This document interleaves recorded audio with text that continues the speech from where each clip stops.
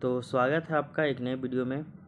ये हमारा polity mains का क्लास नंबर 10 है और आज क्लास में हम लोग संविधान की प्रमुख विशेषता वाला जो टॉपिक है इसी टॉपिक को कंटिन्यू करेंगे और ये टॉपिक आज की क्लास में आपका कंप्लीट हो जाएगा। तो संविधान की प्रमुख विशेषता यानी कि salient features of the constitution, इसका 2 पार्ट है और 2 पार्ट में ये टॉपिक कंप्लीट हो जाएगा।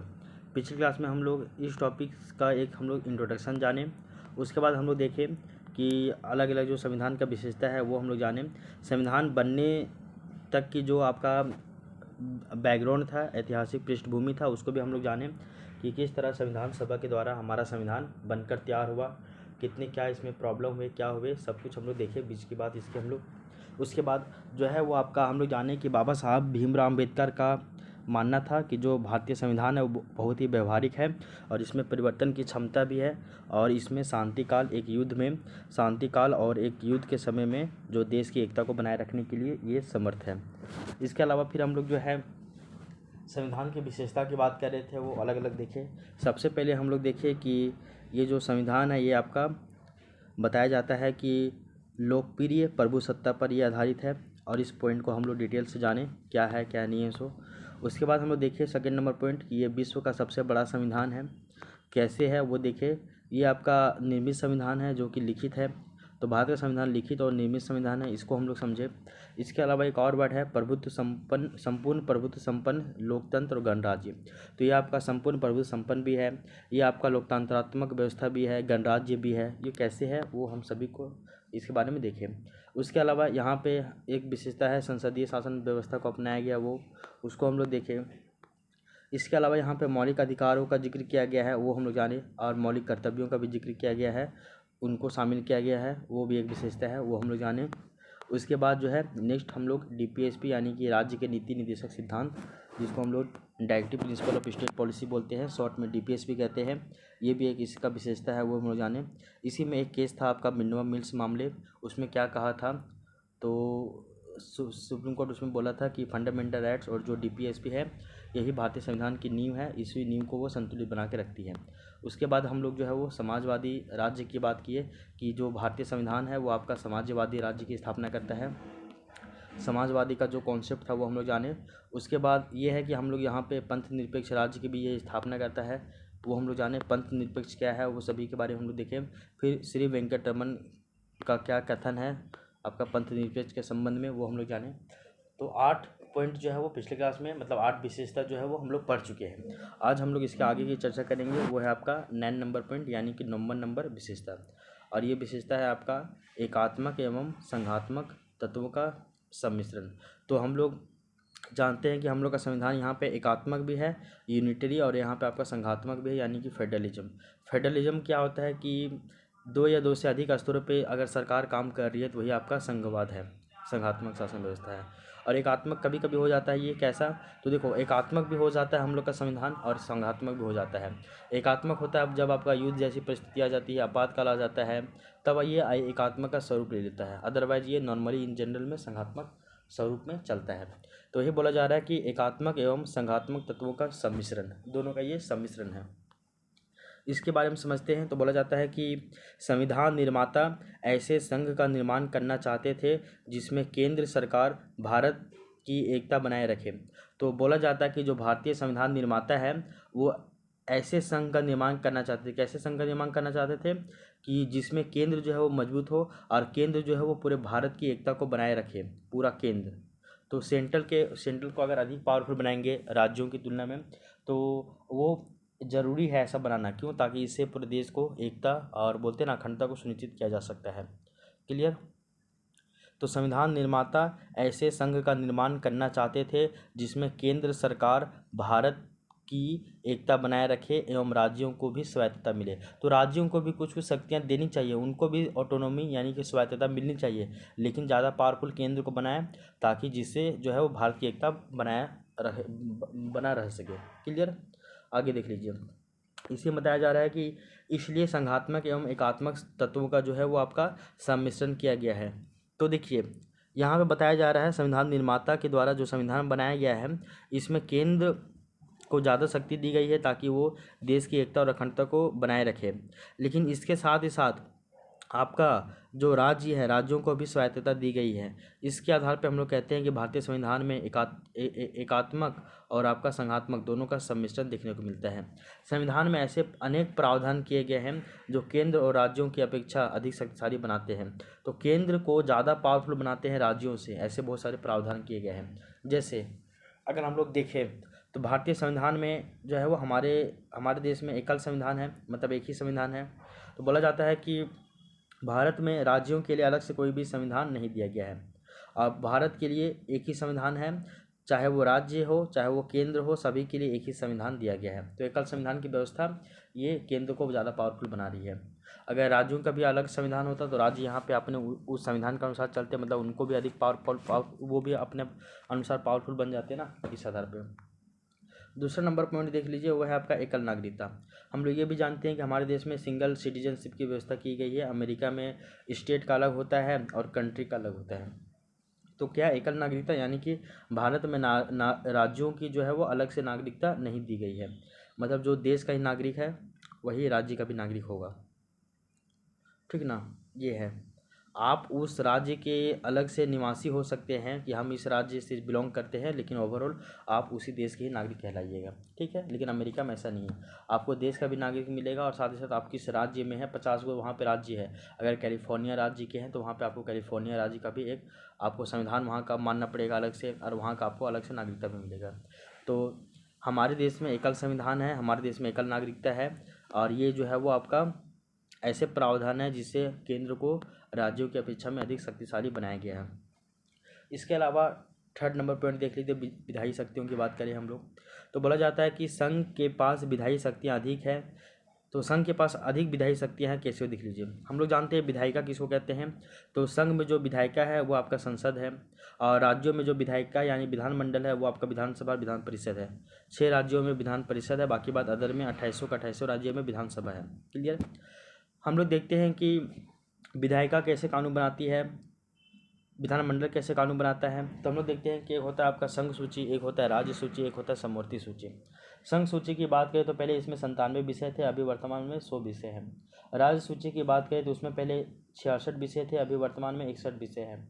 वहीं अगर हम लोग समवर्ती सूची की बात करें तो पहले उसमें 47 विषय थे, बाद में अभी वर्तमान में उसमें 52 विषय हैं। तो इस आधार पे संघ सूची में पहले 97 था, बाद में 100 हो गया, तो 100 विषय है। इस पर कानून बनाने का अधिकार संघ को है, मतलब कि संसद को है, सेंटर को है। जबकि राज्य सूची की बात करें तो राज्य सूची में आपका पहले 66 था, अभी वर्तमान में 61 विषय है। वहाँ पे 100 विषय है, यहाँ पे 61 विषय है, मतलब विधायी शक्ति ज़्यादा दिया है ना केंद्र को। इसके अलावा अगर हम लोग अवशिष्ट शक्तियों की बात करें, यानी कि रेसिडुअल जो भी पावर्स हैं इनकी बात करें, तो वो भी शक्तियाँ किनके पास है, तो वो सभी शक्तियाँ जो है वो आपका केंद्र के पास ही दिया हुआ है। क्लियर। अगर दोनों में कन्फ्लिक्ट हो जाता है सेंटर और स्टेट में, तो ऐसे में सेंटर का ही बात माना जाएगा। तो इसलिए ज़्यादा शक्तियाँ विधायी शक्तियाँ केंद्र को ही दिया गया है। तो इस आधार पे आपका ज़्यादा पावरफुल केंद्र को बनाया गया है। आगे देखिए, बोला जा रहा है कि अवशिष्ट शक्तियाँ वैसी शक्तियाँ होती है या फिर वैसी विषय के रूप में होती है जो किसी भी सूची में नहीं हो, मतलब कि ना वो राज्य सूची में होती है ना वो आपका केंद्र संघ सूची में होती है। वैसे विषयों को अवशिष्ट शक्तियाँ हम लोग कहते हैं, जो कि दोनों को इस पर अवशिष्ट शक्तियाँ मान लो कि एक तरह से आपका वो समवर्ती सूची में डाल दिया जाता है, और समवर्ती सूची में कानून बनाने का अधिकार दोनों को है, लेकिन अगर कन्फ्लिक्ट होगा, विवाद होगा, तो केंद्र का ही बात माना जाएगा। क्लियर। आगे देख लीजिए, समवर्ती सूची पर संसद की वरीयता, समवर्ती सूची पर संसद की सर्वोच्चता, ये सभी प्राप्त है। अगर समवर्ती सूची में किसी भी तरह का विवाद होगा तो वो आपका संसद की वहाँ पर सर्वोच्चता है, संसद का ही बात माना जाएगा। अच्छा, हम गलत बोल दिए हल्का सा, अवशिष्ट शक्तियों को ही समवर्ती सूची में नहीं डाला जाता है। क्लियर। अवशिष्ट शक्ति अलग होता है। अवशिष्ट शक्तियाँ उसको कहते हैं जो कि आपका ना के संघ सूची में हो, ना राज्य सूची में हो, ना समवर्ती सूची में हो। इन तीनों के अलावा कोई अगर बच जा रहा है विषय तो उसको हम लोग अवशिष्ट शक्तियाँ कहते हैं। और जो भी अवशिष्ट शक्तियाँ हैं वो आपका उसका यूज करने का अधिकार राष्ट्रपति को यानी कि केंद्र के पास ही है। और समवर्ती सूची जो है उसमें कानून बनाने का अधिकार दोनों को है, लेकिन ज़्यादा सर्वोच्चता वो संसद को ही प्राप्त है। अर्थात समवर्ती सूची के विषय पर यदि संघ के कानून एवं राज्य के कानून के मध्य यदि किसी भी तरह का टकराव होता है तो ऐसे में संघ का कानून ही जो है वो मान्य होगा। तो इस आधार पर देखा जाए तो राज्यों की तुलना में संघ को ज़्यादा महत्वपूर्ण ये पावरफुल बनाया गया है। आगे देख लीजिए, एक पॉइंट और है कि राज्य सूची के विषयों पर अतिक्रमण। तो कभी कभी क्या होता है कि जो राज्य सूची का जो विषय है उसके ऊपर भी कानून बना देता है संघ। कैसे, देख लीजिए। तो बोला जा रहा है कि संघ राज्य सूची के विषयों पर विशेष परिस्थिति में अतिक्रमण कर सकता है। ऐसे नहीं, इन जनरल नहीं, विशेष परिस्थिति में ही उसके ऊपर वो कानून बना सकता है। जैसे कि आपका आर्टिकल 249, आर्टिकल 250, आर्टिकल 252, आर्टिकल 253, ये सभी क्या है वो आप जब केंद्र राज्य संबंध देख रहे होंगे ना तो उसमें वहाँ पे देखे थे। आर्टिकल 49, 50, 52, 53, इन सभी की बात करते हैं हम लोग कि राज्य सूची का विषय है लेकिन विशेष परिस्थिति में केंद्र इसके ऊपर कानून बना सकता है, मतलब इसका अतिक्रमण कर रहा है विशेष परिस्थिति में केंद्र। तो इस आधार पर ये बोला जा सकता है कि केंद्र को अधिक पावरफुल बनाया गया है राज्यों के कंपैरिजन में, उसकी तुलना में। इसके अलावा एक पॉइंट और देख लीजिए, आपातकाल में केंद्र का राज्यों पर नियंत्रण। जब भी कभी भी अगर आपातकाल जैसी स्थिति हमारे देश में देखने को मिलती है तो ऐसे में केंद्र जो है वो ज़्यादा पावरफुल हो जाते हैं और केंद्रों का जो है वो केंद्र का राज्यों के ऊपर नियंत्रण हो जाता है। और देखिए, आपातकाल के समय राज्यों के विधायी एवं कार्यपालिका शक्ति केंद्र के अधीन आ जाती है।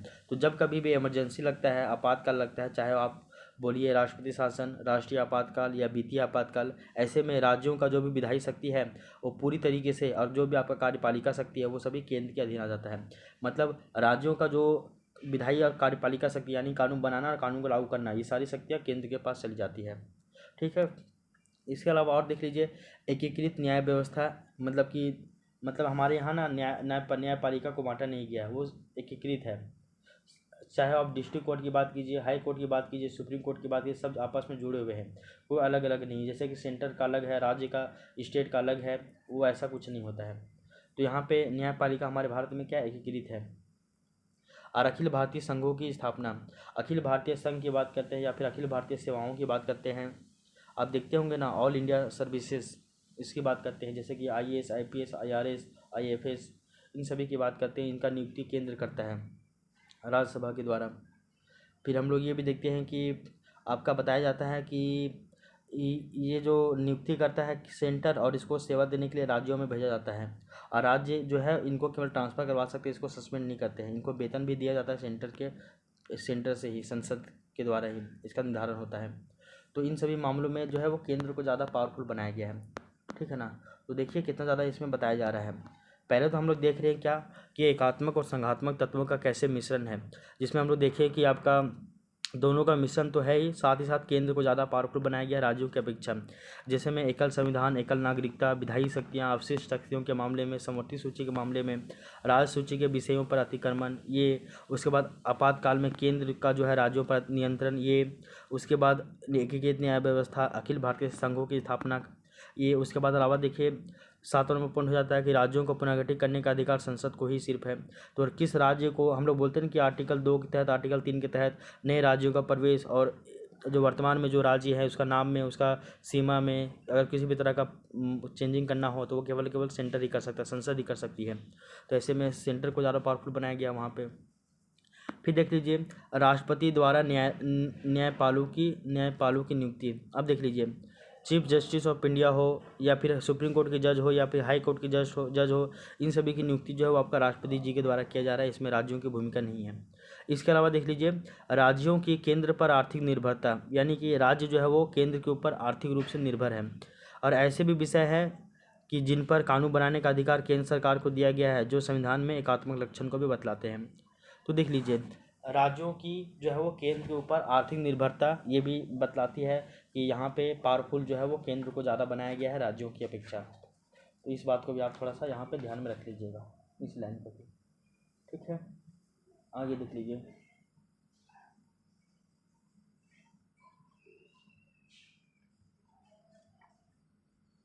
इसके नेक्स्ट जो है, इसके आगे की चर्चा हम लोग करते हैं। तो बोला जा रहा है कि संविधान में संघात्मक व्यवस्था को अपनाया गया है, जिसके अंतर्गत केंद्र एवं राज्यों के बीच शक्तियों का विभाजन किया गया है, और जिसके अंतर्गत विधायी शक्ति, कार्यपालिका शक्ति और वित्तीय शक्ति को शामिल किया गया है। तो बार बार ये एक लाइन आपको समझाया जाता है कि हमारे देश में संसदीय शासन व्यवस्था को अपनाया गया है, जो कि ब्रिटेन से लिया गया है, जबकि हमारे देश में संघात्मक शासन व्यवस्था को भी अपनाया गया है, जो कि आपका कनाडा से लिया गया है। हम लोग जैसे जानते हैं संसदीय शासन व्यवस्था में होता है क्या कि जो आपका विधायिका है वो आपका जो आपका विधायिका है वो आपका कार्यपालिका के प्रति उत्तरदायी होगा। उसी तरह से आपका ये भी जानते हैं कि संसदीय शासन प्रणाली में आपका संवैधानिक प्रमुख अलग होगा। फिर आपका कार्यपालिका का संवैधानिक प्रमुख अलग होगा, कार्यपालिका का वास्तविक प्रमुख अलग होगा, ये सब भी हम लोग जाने। उसी तरह संघात्मक व्यवस्था में हम लोग जानते हैं कि जहाँ पे संघात्मक व्यवस्था में 2 से अधिक स्तरों पे सरकारें होती हैं, यानी कि यहाँ पे शक्तियों का विभाजन होता है। 2 आधार पे देखे थे, एक हम लोग देखे थे शक्तियों का विभाजन, एक देखे थे हम लोग शक्तियों का पृथक्करण। शक्तियों का पृथक्करण जो है वो हम लोग कहते हैं सेपरेशन ऑफ पावर, जो कि आपका विधायिका, कार्यपालिका और न्यायपालिका के बीच में किया गया है, लेजिस्लेचर, एग्जीक्यूटिव और आपका जुडिशरी के बीच में किया गया है। वहीं एक होता है आपका शक्तियों का विभाजन यानी कि डिवीजन ऑफ पावर्स, है ना। यहाँ पे आपका केंद्र और राज्य और आपका जो है वो स्थानीय सरकार यानी कि सेंट्रल, स्टेट और आपका लोकल बॉडीज़ में ये बांटा जाता है, जिसमें आपका 3 तरह का संबंध देखने को मिलता है, विधायी संबंध, प्रशासनिक संबंध और आपका वित्तीय संबंध। ठीक है, यहाँ तक की बातें की गई है और इसमें भी ज़्यादा पावरफुल केंद्र को ही बनाया गया है, जिस कारण से आप हमेशा देखते होंगे कि केंद्र और राज्यों में आपस में जो है वो हमेशा बैर रहता ही है और विवाद होते रहता है, इसको भी आप ध्यान में रखिएगा। इसके अलावा देख लीजिए 7वीं अनुसूची की बात करें तो 7वीं अनुसूची में केंद्र एवं राज्य के मध्य शक्तियों का विभाजन किया गया है, जैसे कि आपका केंद्र सूची, राज्य सूची और समवर्ती सूची, इन सभी के अंतर्गत इन सभी को ध्यान में रख के किया गया है। तो आई होप यहाँ तक की जो बातें हैं वो आपको समझ में आ गई होगी। तो ये जो 9 नंबर पॉइंट था, ये बहुत ही ज़्यादा बड़ा था, ये आपको सर लगभग 2 पेज में इसी को केवल बताए हैं। क्या बताए हैं, तो ये 2 पेज में जो है सर इसी को बताए हैं, 2 पेज नहीं 2.5 पेज में, एकात्मक एवं संघात्मक तत्वों का जो है सम्मिश्रण, ये इस पॉइंट को। ठीक है, तो यहाँ तक की जो बातें आपको ध्यान में रखना है, तो एकात्मक और संघात्मक दोनों तत्वों का यहाँ पे सम्मिश्रण देखने को मिलता है। ठीक है, आगे देखिए इसके बाद 10वें नंबर पॉइंट की।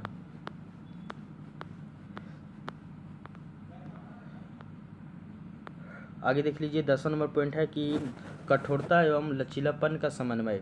कठोरता यानी कि अनम्यता और लचीलापन यानी कि नम्यता, यानी कि बोलता नहीं, ये बहुत ही सॉफ्ट भी है और बहुत ही रिजिड भी है, कठोर भी है, लचीलापन भी है, इन दोनों का यहाँ पे संविधान में जो है वो समन्वय देखने को मिलता है।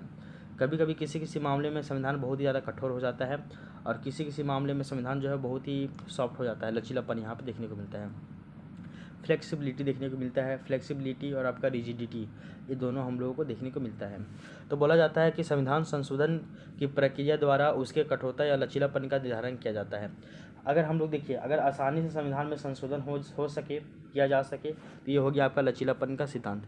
लेकिन अगर संविधान में संशोधन जो है कुछ ऐसे प्रावधान किए गए हैं, जैसे कि आपका मूलभूत ढांचा का कॉन्सेप्ट दिया गया है, जिसमें किसी भी तरह का कभी भी छेड़खानी नहीं किया जा सकता है, मौलिक अधिकारों को कभी भी कम नहीं किया जा सकता है, तो इस तरह से आपका यहाँ पे कठोरता भी देखने को मिलता है। तो यही बोला जा रहा है, संविधान संशोधन की प्रक्रिया द्वारा उसके कठोरता या फिर लचीलापन का निर्धारण किया जाता है और भारत में दोनों प्रक्रियाओं को अपनाया गया है, यानी कि भारत में कठोरता भी है और लचीलापन दोनों है, यानी कि नम्यता और आपका अनियमितता दोनों का कॉन्सेप्ट देखने को मिलता है। संविधान के कुछ भागों का संशोधन सरल एवं कुछ भागों का संशोधन जटिल प्रक्रिया बन गई है, यह देखने को मिलती है, प्रक्रियाएं बनाई गई है।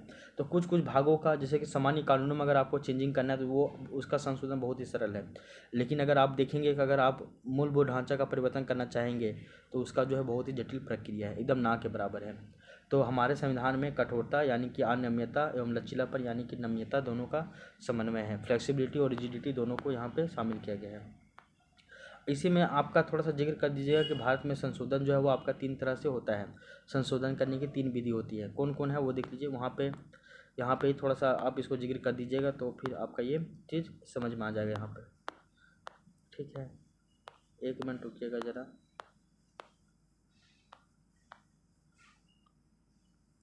ये टॉपिक ज़्यादा बड़ा नहीं है, आपका तुरंत कंप्लीट हो जाएगा। पता नहीं जेपीएससी मेंस में इस तरह का टॉपिक क्यों डाला है, छोटे छोटे टॉपिक को, बड़े बड़े टॉपिक थे उन लोग को नहीं डाला है, इन सभी छोटे छोटे टॉपिक को डाल दिया है। खैर जो दिया हुआ टॉपिक्स मेंस में वो हम लोग को पढ़ना ही पड़ेगा। अच्छा, आप देख लीजिए भारत में संशोधन करने की जो है वो 3 तरह की विधियां हैं, तीनों विधियों को देख लीजिए। कुछ विषय संसद के दोनों सदनों के साधारण बहुमत से संशोधित किए जाते हैं, जैसे कि राज्यों का पुनर्गठन, विधान परिषद का गठन और विधान परिषद का उन्मूलन। तो कुछ ऐसे विषय हैं संविधान में जिनका जो है वो साधारण बहुमत से संशोधित किया जाएगा, और वो साधारण बहुमत जो है वो आपका दोनों सदनों का साधारण बहुमत से।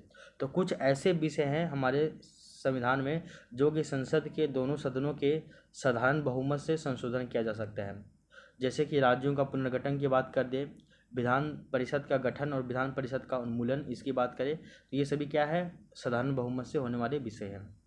इसके अलावा देख लीजिए, भारत के संविधान के कुछ अनुच्छेदों को संशोधित करने के लिए संसद के दोनों सदनों के पूर्ण बहुमत तथा उपस्थित सदस्यों के 2/3 बहुमत की आवश्यकता होती है।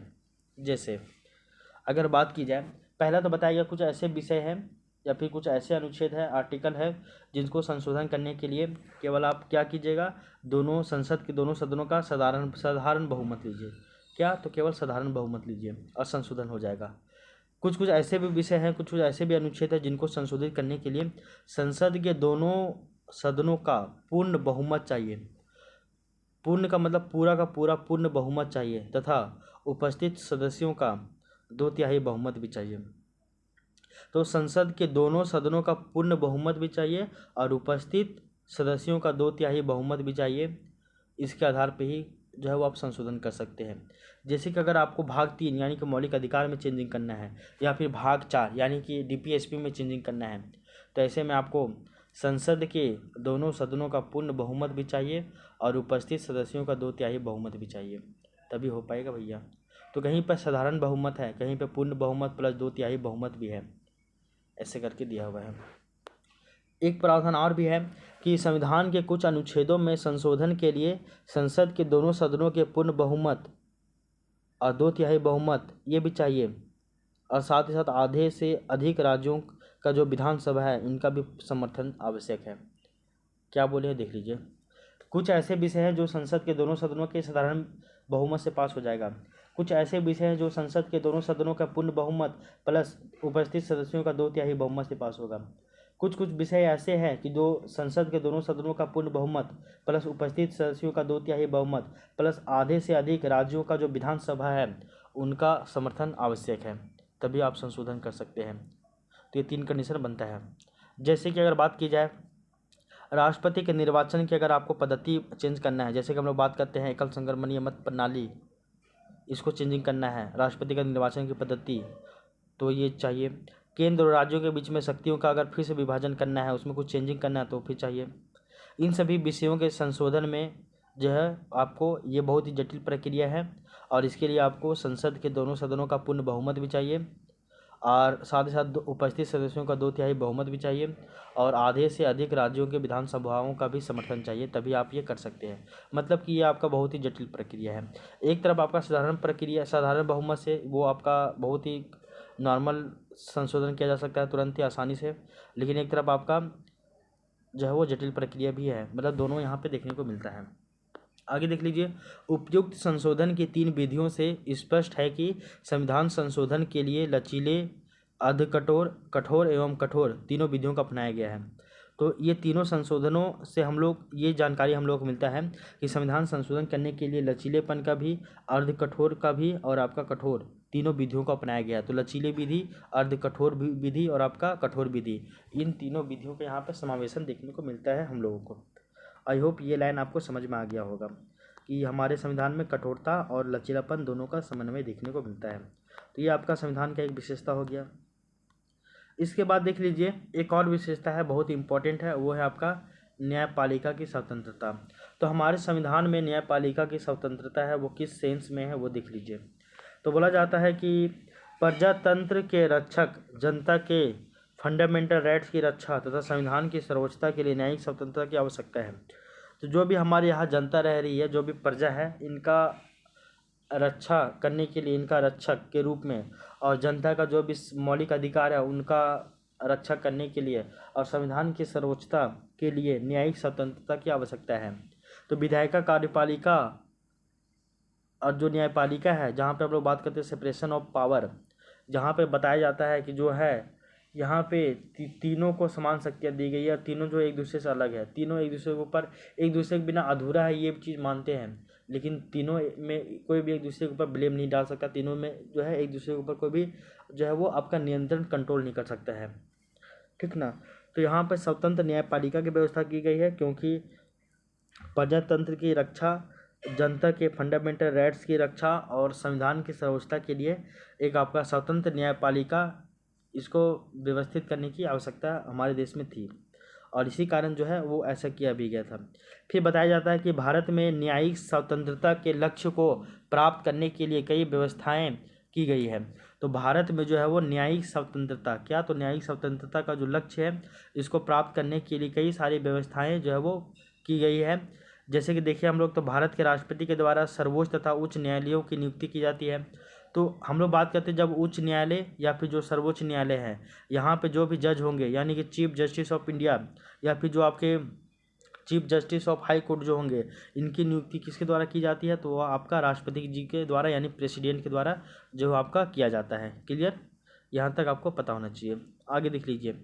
और अगर हम लोग बात करें तो राष्ट्रपति द्वारा सर्वोच्च न्यायालय और उच्च न्यायालय के जो है वो जजों की नियुक्ति की जाती है, और इनको हटाने के लिए भी ऐसी वैसी प्रक्रिया नहीं बल्कि महाभियोग यानी कि इम्पीचमेंट इन जैसे जो है वो प्रक्रियाओं का जो है वो यूज किया जाएगा। यानी उसको हटाने के लिए भी महाभियोग जैसी प्रक्रिया के द्वारा ही उनको आप पद से हटा सकते हैं। ऐसे आप जब मन किया तब नहीं हटा सकते हैं। इसके अलावा न्यायाधीशों को पर्याप्त वेतन तथा वेतन संबंधी संरक्षण भी दिया गया है। तो न्यायाधीश जो भी रहेंगे, जज जो भी हैं, उनको पर्याप्त वेतन भी दिया जाता है और वेतन संबंधी जो है संरक्षण भी प्राप्त उन लोगों को है। इसके अलावा देख लीजिए, कार्यपालिका के आदेश तथा व्यवस्थापिका के द्वारा बनाई गई विधि यदि संवैधानिक प्रावधानों का उल्लंघन करते हैं तो न्यायपालिका को उन्हें अवैध घोषित करने का भी अधिकार है, इलीगल घोषित करने का अधिकार। सिंपल सी बात है। यानी कार्यपालिका का कोई आदेश है या फिर विधायिका के द्वारा कोई विधि बना दी गई है जो कि संवैधानिक प्रावधानों का उल्लंघन करती हो, यानी कि विधायिका कोई कानून बना दिया या फिर कार्यपालिका कोई ऑर्डर दे दिया और वो जो है वो संवैधानिक प्रावधानों का उल्लंघन करती है, तो न्यायपालिका को यह अधिकार है कि वो उसको अवैध घोषित करे यानी इलीगल बना दे, इलीगल घोषित कर दे। सिंपल सी बात है। तो कार्यपालिका और विधायिका के ऊपर नियंत्रण रखने का काम जो है वो न्यायपालिका के द्वारा किया जाता है। क्लियर, यहाँ तक की बातें समझ में आ गई हैं।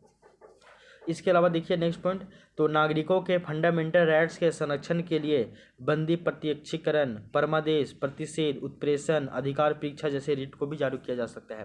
कहने का मतलब है अगर किसी व्यक्ति का मौलिक अधिकारों का हनन होता है तो वो आर्टिकल 32 के तहत सुप्रीम कोर्ट और आर्टिकल 226 के तहत हाई कोर्ट जा सकता है अपने अधिकारों जो है मौलिक अधिकारों का हनन के लिए।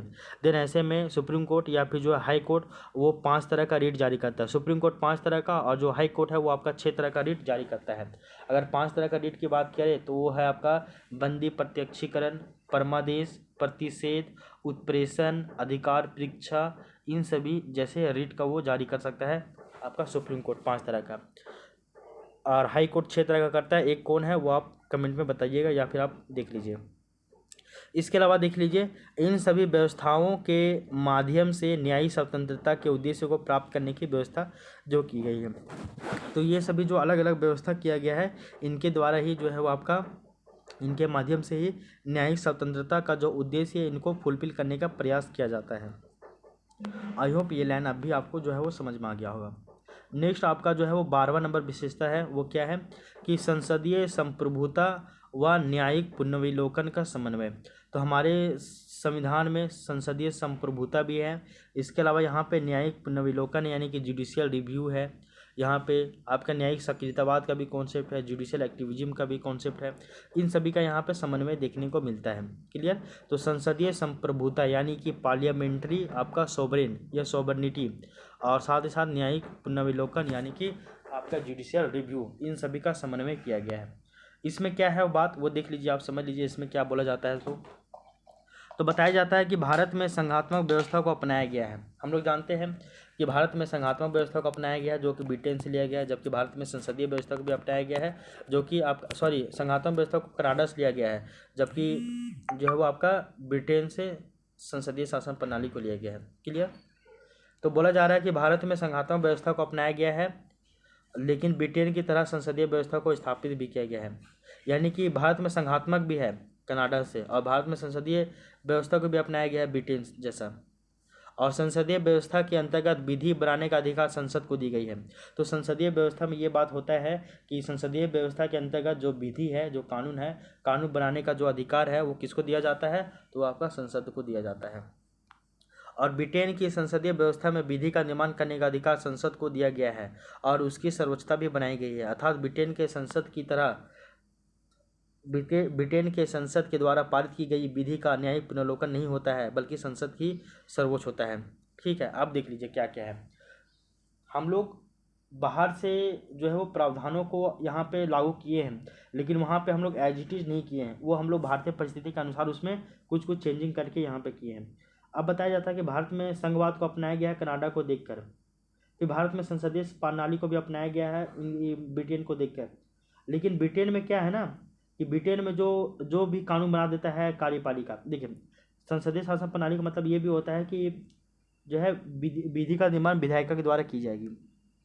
तो उसी तरह ब्रिटेन में जब विधि का निर्माण विधायिका करती है तो वही जो है वहाँ की जो संसद है वही वहाँ की सर्वोच्च है, संसद को प्रभुता दी गई है, यानी कि वो जो कानून बना देगी वही सर्वोच्च है, उसके ऊपर कोई भी जो है वो उसको रोक टोक कुछ नहीं कर सकता है।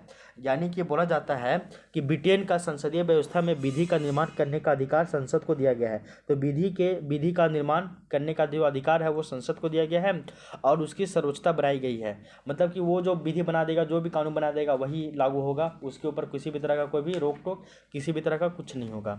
अर्थात ब्रिटेन के संसद की द्वारा पारित की गई विधि का न्यायिक पुनर्वलोकन नहीं होगा, यानी कि वो जैसा भी कानून बना देगा उसका जुडिशियल रिव्यू न्यायिक पुनर्वलोकन नहीं होता है, बल्कि वहाँ पे केवल क्या है, संसद ही जो है वो सर्वोच्च होता है। क्लियर। अब देख लीजिए, भारत में संसदीय संप्रभुता को तो अपनाई गई है, भारत में भी संसदीय संप्रभुता को अपनाई गई है और भारत में भी कानून बनाने का अधिकार संसद को दिया गया है। लेकिन इसके द्वारा बनाए गए विधि की न्यायिक समीक्षा न्यायपालिका के द्वारा की जा सकती है। लेकिन यहाँ पे भारत में जो भी विधायिका कानून बनाती है उसका जुडिशियल रिव्यू, उसका न्यायिक पुनर्वलोकन, उसका न्यायिक समीक्षा जो है वो किया जाता है। किसके द्वारा किया जाता है? तो न्यायपालिका के द्वारा किया जाता है। और यदि विधि संविधान के आधार पर नहीं होती है तो उसको अवैध भी घोषित किया जा सकता है, और वो अगर संविधान के अनुरूप रहे तो उसको लागू किया जा सकता है। अर्थात कहा जा सकता है, क्या कहा जा सकता है वो देख लीजिए। अर्थात कहा जा सकता है कि भारत में संसदीय संप्रभुता के साथ नागरिक समीक्षा का भी समन्वय किया गया है। तो सिंपल सी बात है कि भारत में संसदीय संप्रभुता तो अपनाया गया है, लेकिन साथ ही साथ न्यायिक समीक्षा का भी जो है वो समन्वय देखने को मिलता है। तो इसीलिए बोले संसदीय संप्रभुता और न्यायिक समीक्षा का समन्वय, ये दोनों देखने को मिलता है भारत में, जबकि ऐसा ब्रिटेन में देखने को नहीं मिलता है। क्लियर, यहाँ तक की बात आपको समझ में आ गई होगी। अब देख लीजिए दोनों में क्या है, सो देख लीजिए। ब्रिटेन में जो संसद है वो जो भी कानून बनाएगा वहाँ पे संसदीय संप्रभु है, संसदीय जो है वही आपका संप्रभु है, उसके ऊपर कोई भी जुडिशियल रिव्यू नहीं होगा ब्रिटेन में। लेकिन भारत में, अच्छा देखिए पहले दो को देख लीजिए। ब्रिटेन में संसदीय संप्रभु है, यानी कि संसद जो भी कानून बना देगा वही आपका संप्रभु है, उसके ऊपर न्यायिक पुनर्वलोकन नहीं होगा। अमेरिका में क्या है, वहाँ पे न्यायिक समीक्षा हो सकता है, लेकिन वहाँ पे संसद संप्रभु नहीं है अमेरिका में। ब्रिटेन में संसद संप्रभु है, ब्रिटेन में संसद जो है वो संप्रभु है, लेकिन उसका न्यायिक पुनर्वलोकन नहीं होगा। अमेरिका में न्यायिक पुनर्वलोकन होगा, न्यायिक समीक्षा होगा, लेकिन वहाँ पे संसद संप्रभु नहीं है। लेकिन जब अगर हम लोग इंडिया की बात करते हैं तो इंडिया में दोनों, यहाँ पे दोनों का समन्वय मिलता है। यहाँ पे आपका संसद भी संप्रभु है और दूसरा बात यहाँ पे न्यायिक समीक्षा या फिर न्यायिक पुनर्वलोकन जो है वो आपका हो सकता है। तो ये दोनों बातों को आप ध्यान में रख लीजिएगा। तो ब्रिटेन में एक तरफ संसदीय संप्रभु है, न्यायिक पुनर्वलोकन नहीं होगा। अमेरिका में न्यायिक पुनर्वलोकन होगा, न्यायिक समीक्षा होगा, लेकिन संसदीय संप्रभुता वहाँ पे नहीं है। लेकिन इंडिया में संसदीय संप्रभुता भी है और आपका न्यायिक पुनर्वलोकन होगा भी। क्लियर। तो इसमें अमेरिका और ब्रिटेन दोनों का जो है वो यहाँ पे अपनाया गया है फीचर्स को। इसलिए बोला गया है कि हम लोग दूसरे के देशों से प्रावधानों को लिए तो हैं, ग्रहण तो किए हैं, लेकिन उसको हम लोग एज इट इज लागू नहीं किए, उसको अपने भारतीय परिस्थिति के अनुसार उसको उसमें कुछ कुछ चेंजिंग करके हम लोग उसको लागू किए हैं।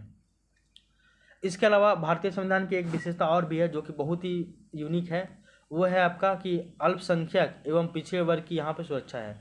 जो भी भारत में माइनॉरिटीज़ है, अल्पसंख्यक है, इसके अलावा जो भी पिछड़े वर्ग है, बैकवर्ड क्लास है, इनको यहाँ पे सिक्योरिटी दिया गया है, इनको सुरक्षा दी गई है। जैसे अगर हम लोग बात करें तो भारतीय संविधान की विशिष्ट विशेषता यानी कि एकदम यूनिकनेस ये रहा है कि यहाँ पे अल्पसंख्यकों एवं पिछड़े वर्ग की सुरक्षा का भी प्रावधान किया गया। ये भारतीय संविधान का एक विशिष्ट विशेषता है, एक यूनिक फीचर्स है। आगे देखिए, संविधान के कई अनुच्छेदों में पिछड़े वर्ग में अल्पसंख्यकों के सुरक्षा से संबंधित प्रावधान किए गए हैं। अगर हम लोग देखें तो संविधान में कई सारे ऐसे भी आर्टिकल है, कई सारे ऐसे अनुच्छेद हैं जहाँ पे पिछड़े वर्ग और जो अल्पसंख्यक है इनको सुरक्षा प्रदान किया गया है, उनसे संबंधित जो है भी प्रावधान किए गए हैं। जैसे अगर हम लोग आर्टिकल 29 की बात करें, आर्टिकल 30 की बात करें, तो यहाँ बोला जाता है कि अल्पसंख्यकों को अपनी संस्कृति को स्थापित करने का और उसको बढ़ाने का अधिकार दिया गया है। तो आर्टिकल 29 में और आर्टिकल 30 में जो भी आपका अल्पसंख्यक है, माइनॉरिटीज़ है, वो अपने संस्कृति है, उनका जो कल्चर है उसको स्थापित करेंगे और अपनी संस्कृति को बढ़ाने का भी अधिकार उनको दिया गया है। इसमें किसी भी तरह का रोक टोक नहीं है। इसके अलावा राज्य का जो DPSP है, नीति निर्देशक सिद्धांत है, वहाँ पे भी अल्पसंख्यकों से संबंधित कई सारे प्रावधान किए गए हैं। वहाँ पे भी जो है माइनॉरिटी से संबंधित प्रावधान किए गए हैं। क्लियर, जिससे उनका आर्थिक एवं सामाजिक न्याय हो सकेगा। तो देखिए DPSP में भी प्रावधान किया गया है अल्पसंख्यकों और पिछड़े वर्ग से संबंधित, और आपका मौलिक अधिकारों में भी 29 और 30 के द्वारा अल्पसंख्यकों को अपनी संस्कृति को स्थापित करने का प्रयास किया जाना चाहिए और साथ ही साथ अपनी संस्कृति को बढ़ाने का भी जो है वो अधिकार दिया गया है।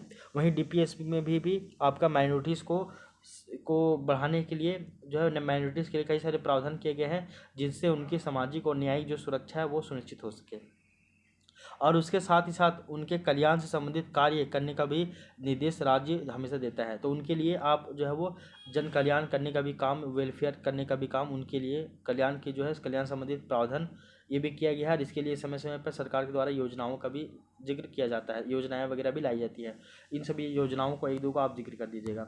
इसके अलावा देखिएगा तो आप आर्टिकल 15 में और आर्टिकल 16 में पिछड़े वर्गों के लिए विशेष प्रावधान किया गया है।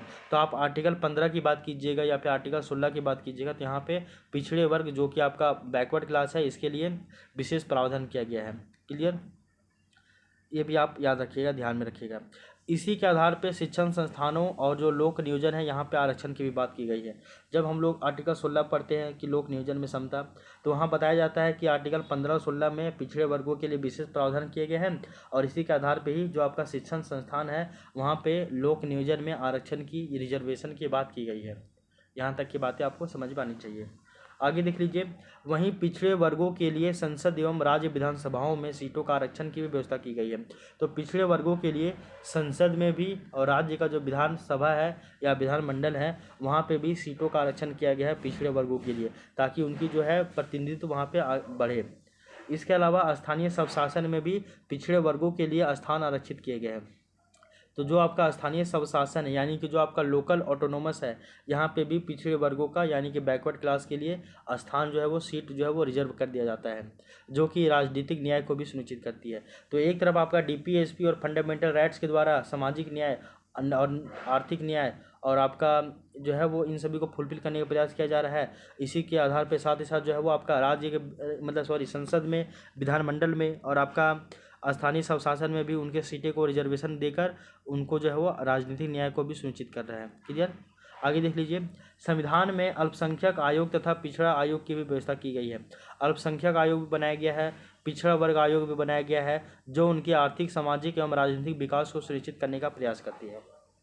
उनके लिए बाकायदा एक अलग से आयोग बना दिया गया है, पिछड़ा वर्ग आयोग, अल्पसंख्यक आयोग, जो उन्हीं वर्गों के लिए, अल्पसंख्यक के लिए और पिछड़ा जो भी वर्ग है, इन्हीं के लिए आर्थिक, सामाजिक और राजनीतिक विकास को सुनिश्चित करने के लिए वो प्रयासरत है, वो प्रयास करती रहती है। ठीक है, यहाँ तक की जो बातें हैं वो आपको समझ में आनी चाहिए। तो हम लोग ये जो है वो आपका 13 तरह का 13 ठो जो है वो प्रावधान देखे, अलग अलग पॉइंट देखे, और इन पॉइंट के माध्यम से हमारे भारतीय संविधान का जो विशेषता है इनको हम लोग समझने का प्रयास किए हैं। हम लोग हमेशा जानते हैं कि हम लोग का जो भारतीय संविधान है ये बहुत ही यूनिक है, और भारतीय संविधान जो है यहाँ पे अलग अलग तरह का प्रावधान किया गया है, और बहुत ही एक तरह से यहाँ पे विशेषता जो था, विशेषता वाला टॉपिक यानी कि भारतीय संविधान की विशेषता यानी features of the Indian constitution, ये वाला जो टॉपिक था वो आपका यहाँ पे कंप्लीट हो जाता है। ठीक है, तो पिछले 2 क्लास में हम लोग प्रस्तावना को कंप्लीट किए, उसके बाद फिर हम लोग 2 क्लास में जो है वो आपका भारतीय संविधान की विशेषता, इस वाले टॉपिक को भी हम लोग कंप्लीट कर लिए हैं। ये सब बहुत ही फैक्चुअल है, आप इसको बार बार अगेन एंड अगेन इसको देखिएगा, वीडियो को सुनिएगा, समझिएगा, तो आपका जो है कहीं ना कहीं ये सब जो पॉइंट है वो क्लियर हो जाएगा फिर। और आप इस सब टॉपिक्स के ऊपर जब तक चिंतन नहीं कीजिएगा, गहरा चिंतन, तब तक जाकर ये इन सभी टॉपिक्स में आपका जो है वो एक बेस तैयार नहीं होगा। ठीक है ना, तो यहाँ तक की बातें आपको ध्यान में रखनी चाहिए। तो ये जो टॉपिक है, ये टॉपिक आपका यहीं पे एंड हो जाता है। अब हम लोग जो है वो कल नेक्स्ट क्लास में जो है वो आपका जनहित याचिका वाला जो टॉपिक, इसको स्टार्ट करेंगे कि जनहित याचिका यानी कि पब्लिक इंटरेस्ट लिटिगेशन ये क्या है। सो इसको हम लोग स्टार्ट करेंगे कल के वीडियो में। अभी टाइम तो है, अभी भी हम लोग इसको स्टार्ट कर सकते थे, लेकिन नहीं, इसको हम लोग क्या करेंगे, अलग से सेपरेट वीडियो में ही उसको लेकर आगे चलेंगे, ठीक है ना। तो जनहित याचिका यानी कि पब्लिक इंटरेस्ट लिटिगेशन, जिसको हम लोग PIL कहते हैं, इसी को लोकहित याचिका भी कहा जाता है, और इसी को ही जो है वो लोकहित वाद भी कहा जाता है। वो हम लोग इसके आगे की चर्चा करेंगे वहाँ में, ठीक है। तो आपका जो है वो ये जो है संविधान की प्रमुख विशेषता, ये आपको कंप्लीट हो गया है यहाँ पे। इसी में आप थोड़ा सा भारतीय संविधान का जो अन्य देशों से ग्रहण किए जाने वाले जो स्रोतों का, यानी कि आंतरिक स्रोत और बाह्य स्रोत दोनों का जिक्र कर दीजिएगा। आंतरिक स्रोत में आप 1935 का अधिनियम बताइएगा, और बाह्य स्रोत में आप 10 को देश बताइएगा। कौन कौन है? पहला है ब्रिटेन, दूसरा है संयुक्त राज्य अमेरिका, तीसरा है कनाडा, चौथा है आयरलैंड, पाँचवा दक्षिण अफ्रीका, पाँचवा है फ्रांस, छठा है ऑस्ट्रेलिया, सातवां है जर्मनी, और आठवां है जापान, और फिर आपका नौवां है पूर्व सोवियत संघ यानी कि रसिया। ये सभी है।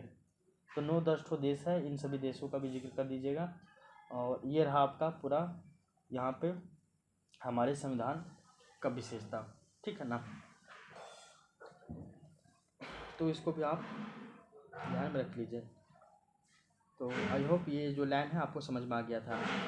अच्छा, एक पॉइंट और यहाँ पे देख लीजिए कि हम लोग जानते हैं कि 26 नवंबर भारत में संविधान दिवस के रूप में मनाया जाता है। अब हाल फिलहाल में 26 नवंबर मनाया गया था संविधान दिवस, और इसकी जो शुरुआत है संविधान दिवस मनाने की, वो आपका 2015 में शुरू हुई थी, क्योंकि यह वर्ष जो है वो संविधान निर्माता डॉक्टर भीमराव अम्बेडकर का 125वां जन्म दिवस के रूप में मनाया जाता है, ठीक है ना। आगे देख लीजिए, उद्देश्य देखिएगा तो आप सभी को पता है कि 26 नवंबर 1949 को भारतीय संविधान सभा के द्वारा संविधान को अपनाया गया था, लेकिन उसको उस दिन लागू नहीं किया गया था। कुछ कुछ प्रावधानों को वहाँ पे लागू किया गया था, जैसे नागरिकता संबंधी, निर्वाचन संबंधी, इन सभी प्रावधानों को लागू किया गया था। बाकी जो शेष प्रावधान है वो आपको 26 जनवरी 1950 को ही लागू किया गया था। कहने का मतलब है 26 जनवरी 1950 को भारतीय संविधान सभा के द्वारा संविधान को अपनाया गया था, अंगीकृत किया गया था, और 26 जनवरी 1950 को इसे लोकतांत्रिक शासन प्रणाली के साथ लागू कर दिया गया था। इसलिए 26 नवंबर का दिन संविधान के महत्व का प्रसार करने हेतु जो है वो चुना गया था। तो 26 नवंबर जो है काफ़ी बहुत ही इंपॉर्टेंट दिन है, उसको हम लोग संविधान दिवस के रूप में मनाते हैं। और एक सवाल हमेशा आपको आपके मन में आता होगा कि हम लोग 26 जनवरी को ही लागू क्यों किए, जब अपना लिए थे 26 नवंबर को, तो इसको लागू क्यों किया हम लोग 26 दिसंबर में। तो इसके पीछे का रीज़न ये है, आप समझ लीजिएगा, क्योंकि ये वर्ड जो है इंपॉर्टेंट है। तो इसके पीछे का रीज़न ये है कि 26 जनवरी को संविधान को 26 जनवरी के दिन लागू करने का निर्णय भारतीय राष्ट्रीय कांग्रेस के द्वारा लाहौर अधिवेशन, जो कि दिसंबर 1929 में पूर्ण स्वराज की घोषणा तथा 26 जनवरी 1930 के दिन प्रथम स्वतंत्रता दिवस के रूप में मनाए जाने की घोषणा के कारण दिया गया था। तो क्या हुआ था ना कि आपका 26 जनवरी के दिन ही भारतीय राष्ट्रीय कांग्रेस के द्वारा लाहौर में एक अधिवेशन हुआ था, इंडियन नेशनल कांग्रेस के द्वारा लाहौर अधिवेशन में, जो कि आपका दिसंबर 1929 में हुआ था। उसमें पूर्ण स्वराज की घोषणा की गई थी 1929 में, और उसी के आधार पे ही 26 जनवरी 1930 ईस्वी को प्रथम स्वतंत्रता दिवस के रूप में मनाए जाने का जो है वो मनाए जाने की घोषणा हुआ था। और देखिए क्या बोले हम कि 26 जनवरी को इसलिए लागू किया गया क्योंकि इंडियन नेशनल कांग्रेस यानी भारतीय राष्ट्रीय कांग्रेस के द्वारा लाहौर अधिवेशन हुआ था दिसंबर 1929 में, और वहाँ पे पूर्ण स्वराज की घोषणा की गई थी। और उसी के ही आधार पे जो आपका पूर्ण स्वराज की घोषणा की गई थी दिसंबर 1929 में, उसी के ही तर्ज पे 26 जनवरी 1930 को 26 जनवरी 1930 के दिन जो है प्रथम स्वतंत्रता दिवस के रूप में जो है वो हम लोग मनाए थे, और उसका घोषणा हुआ था प्रथम स्वतंत्रता दिवस के रूप में 1930 में, ठीक है ना। तो इसी कारण से हम लोग 26 जनवरी का ही डेट हम लोग रखे थे संविधान को लागू करने के लिए। तो हमेशा याद रख लीजिएगा कि जो है मतलब कि भारतीय राष्ट्रीय कांग्रेस के द्वारा लाहौर अधिवेशन हुआ था दिसंबर 1929 में, और उसी में ही आपका पूर्ण स्वराज की घोषणा की गई थी, और उसी के तर्ज पे ही 26 जनवरी 1930 को हम लोग जो है वो अपना प्रथम स्वतंत्रता दिवस के रूप में मनाए थे। इसी के आधार पे हम लोग 26 जनवरी 1950 को फिर हम लोग संविधान को लागू किए। तो एक डेट रखे 26 नवंबर को ही, मतलब सॉरी 26 जनवरी को ही, ठीक है। तो 26 नवंबर भी आपके लिए इंपॉर्टेंट है क्योंकि संविधान दिवस के रूप में, और 26 जनवरी भी इंपॉर्टेंट है क्योंकि संविधान लागू हुआ इस कारण से, तो ये जो है वो आपका संविधान का विशेषता वाला जो पॉइंट है ये यहाँ पे जाकर कंप्लीट हो जाता है। इसमें अगर और भी कुछ बातें अगर ऐड करनी होगी तो वो आप समय समय पे इसमें ऐड कर सकते हैं खुद से। ऐसा नहीं कि यही जो हम बताए हैं इसमें वीडियो में वही हार्ड एंड फास्ट है, नहीं, आप इसमें कुछ अपने स्तर पे चेंजिंग कर सकते हैं। और अगर बाकायदा अगर कभी मेंस में इस तरह का क्वेश्चन आ जाए कि संविधान की विशेषता को बतलाइए, या फिर अगर आप बोले कि संविधान का प्रस्तावना को बताइए, तो ये इन सभी क्वेश्चनों को लिखने से बचना चाहिए। अगर फिर भी अगर आपके पास कंटेंट है तो अटेम्प्ट कीजिएगा, नंबर मिल ही जाएगा थोड़ा बहुत करके, तो ठीक है ना। तो इस क्लास को हम लोग यहीं पर एंड देते हैं। अब हम लोग मिलते हैं नेक्स्ट वीडियो में और एक नए टॉपिक के साथ। तो तब तक के लिए thank you, take care, bye bye, आपका दिन शुभ हो।